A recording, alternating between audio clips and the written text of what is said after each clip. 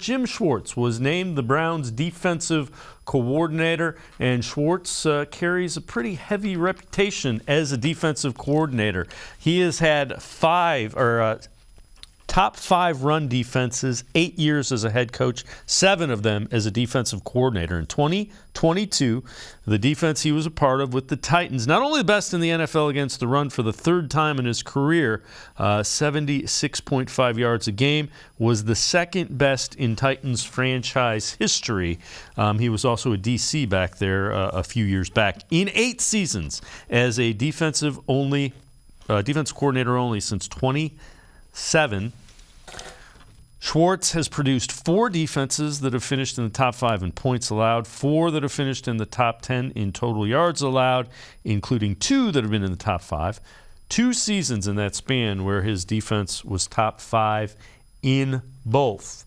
So the Browns get a defensive coordinator with a history of doing pretty good things. Let's welcome in Tom Withers from the Associated Press. Tom got his start here under the Bill Belichick coaching regime back in the early 90s.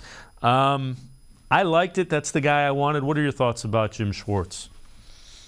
Yeah, I'm still sorry that I didn't get to the interview process even. My candidacy was shot down immediately. So, those stats that you just showed, Dave, have to be music to Browns fans' ears. I mean, this guy, literally checks all the boxes that you would want. It's an experienced coach who's had head coaching experience. He's been a defensive coordinator, I think, for 12 of his years within the league.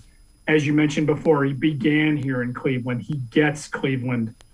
And then I think what stands out more than anything else is the success that his teams have had in stopping the run.